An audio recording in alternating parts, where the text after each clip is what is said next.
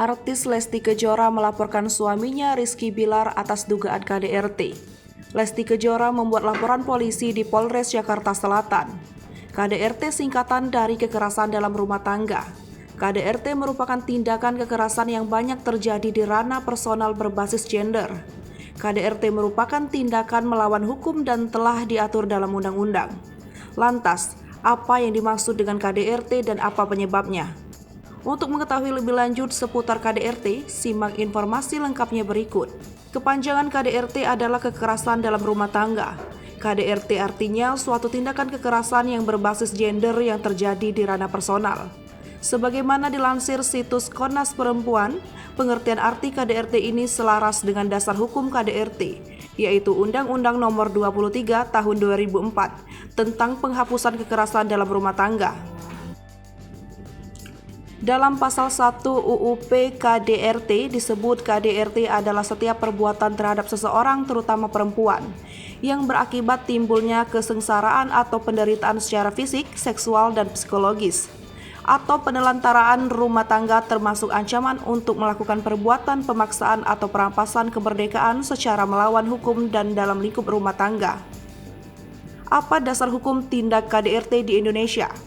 Dasar hukum KDRT adalah Undang-Undang Nomor 23 Tahun 2004 tentang penghapusan kekerasan dalam rumah tangga. Dalam undang-undang tersebut disebutkan, penghapusan kekerasan dalam rumah tangga adalah jaminan yang diberikan oleh negara untuk mencegah terjadinya kekerasan dalam rumah tangga, menindak pelaku kekerasan dalam rumah tangga, dan melindungi korban kekerasan dalam rumah tangga. Tujuan dibentuk UU PKDRT adalah mencegah segala perbuatan kekerasan dalam rumah tangga, melindungi korban kekerasan dalam rumah tangga, menindak pelaku kekerasan dalam rumah tangga, dan memelihara keutuhan rumah tangga yang harmonis dan sejahtera. Apa yang dimaksud dengan KDRT dan penyebabnya? Melansir dari situs resmi Komnas Perempuan, kekerasan dalam rumah tangga banyak terjadi dalam hubungan relasi personal, di mana pelaku biasanya adalah orang yang dikenal baik dan dekat oleh korban. Misalnya, tindak kekerasan yang dilakukan oleh suami terhadap istri, kekerasan oleh ayah terhadap anak, kekerasan oleh paman terhadap keponakan, atau kekerasan oleh kakek terhadap cucu.